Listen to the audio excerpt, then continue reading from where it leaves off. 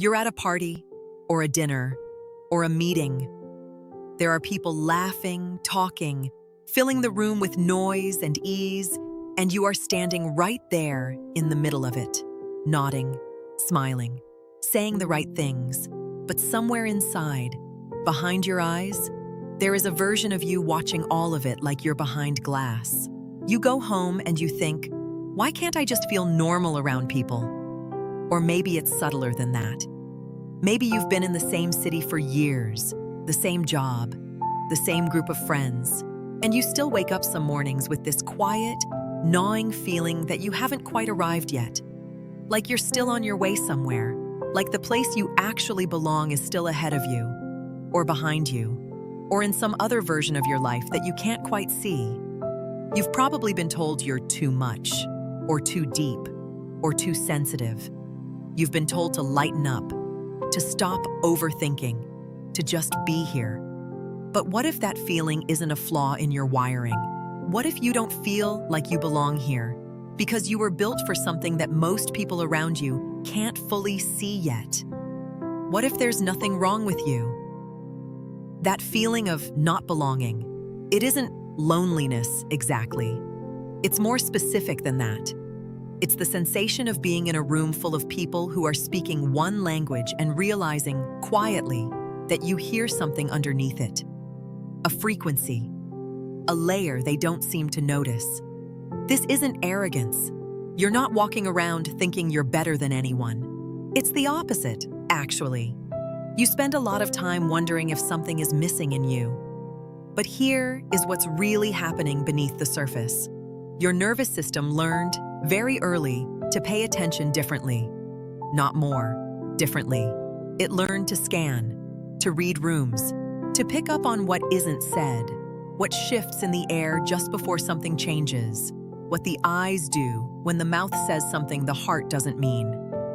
That skill was taught to you by something. A moment, a household, a relationship, a childhood that required you to be aware in ways other children didn't have to be. And now, years later, that same system is still running. It does not turn off just because you're safe. It watches, it waits, it searches for the pattern beneath the pattern. You don't feel like you belong because the part of you that's scanning has never found a room quiet enough to stop. Think back to when you were young, not a specific age, just a feeling. Was there a version of you that learned early that blending in was safer than standing out? Or maybe it was the reverse. You stood out and no one knew what to do with you. Either way, something happened in those early years that told your system, the social world is not entirely safe.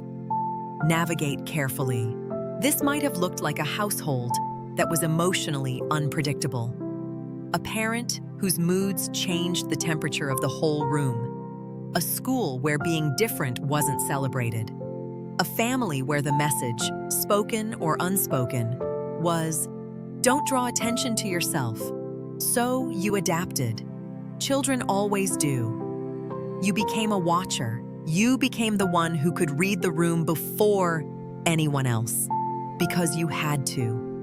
You became fluent in the language of emotional undercurrents because your survival, in some early and crucial sense, depended on it. Psychologists call this hypervigilance. But that word sounds clinical. What it actually felt like was this. You were always a little bit on, a little bit waiting, a little bit listening for what comes next. And here is the part no one tells you. The very skill that protected you then is the same skill that makes you feel like a stranger now. You learn to see deeply. Depth makes you extraordinary. It also makes the surface world feel unbearably thin. There's something researchers call deep processing. It's not a superpower. It's not a diagnosis. It's just the way certain minds handle incoming information. They don't skim. They descend. When you hear a song, you don't just hear the melody. You feel the space between the notes. When you have a conversation, you're not just tracking words. You're tracking tone, timing, what the other person almost said but didn't. When you walk into a new environment, your mind is quietly cataloging dozens of things simultaneously. The energy in the room, who's performing, who's in pain, what's unresolved. This is cognitive depth, and it is expensive. It takes more processing power. It requires more recovery time. It means a weekend at a loud social event doesn't just tire you, it drains you in a way that a quieter person who sat through the same weekend can't quite understand. And here is what this does socially. It means that most conversations feel like they're happening in shallow water, and you are built for the deep end. You don't mean to be distant. You're not trying to be difficult. You are genuinely searching in every room you enter for a depth of contact that most conversations simply aren't designed to offer. And when you don't find it, which is often, your mind interprets that gap as, I don't belong here. But belonging isn't what's missing. Depth is. Here's something you might not have named yet. The reason you feel most at home alone, or in very small, very specific groups, is because alone, you are finally in a world you can manage. Not in a controlling way, not obsessively, but there is a part of you that breathes differently when the environment is predictable, when you know the rules, when you're not bracing for something you can't anticipate.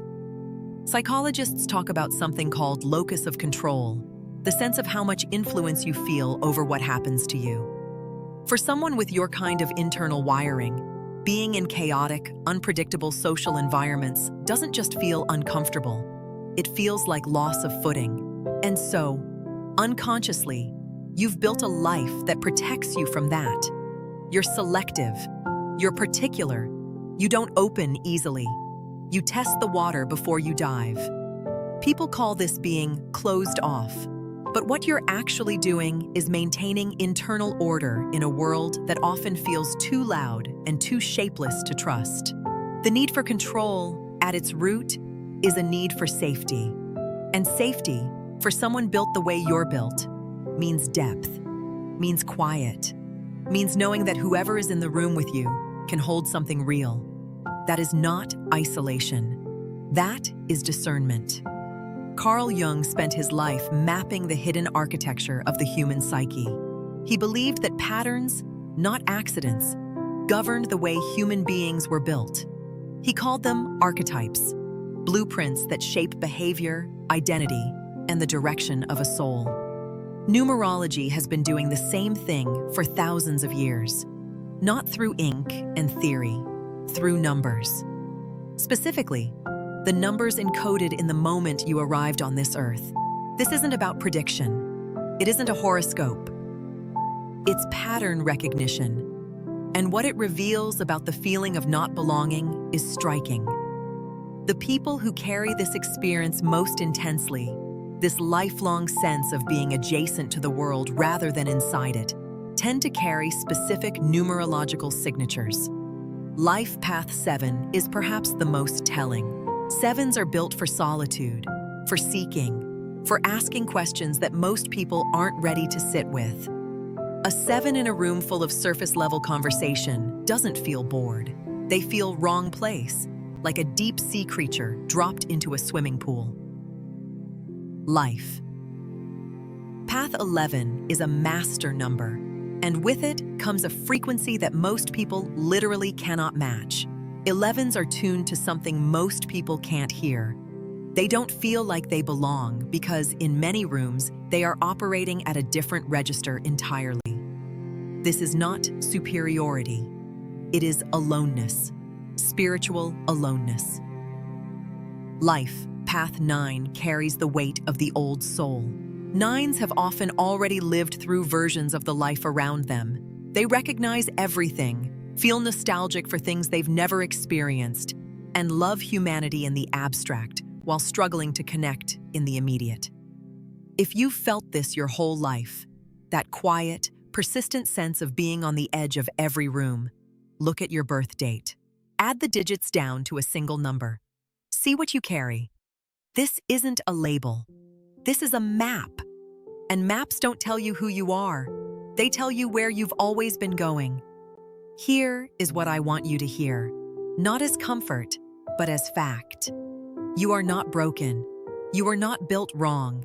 You were built with a sensitivity that your early world didn't know how to hold. And so your nervous system made a decision, quietly, without asking you, to keep you at a slight distance from everything. Because distance meant you could see, and seeing meant you were safe. That distance has cost you things. Real things. Connection you wanted. Belonging you deserved. But it also gave you something no one can take away. The ability to see what most people miss.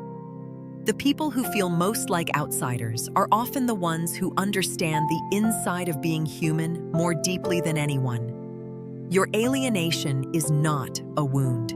It is a form of The room doesn't feel right because you're looking for more than a room can hold. Stop calling that a flaw. So here we are. You've carried this your whole life, this quiet, persistent certainty that you were standing slightly outside of everything. And maybe no one ever told you that the outside is exactly where certain kinds of people are supposed to stand. Not because they're rejected, because they can see from there. Take a moment before you move on. Don't just watch this and scroll past it. Ask yourself this: in what moment did you first add that not fitting in meant something was wrong with you? Leave it in the comments. Not for me. For the next person who watches this and needs to know they're not alone. And if you want to see the full picture, if you want to understand every layer of how you were built, why you move through the world the way you do, and what your numbers have been trying to tell you, your complete soul code breaks it all down. Every pattern written into your birth date, every layer of who you were designed to be. Link is in the description. This is Cosmic Architect. Keep building.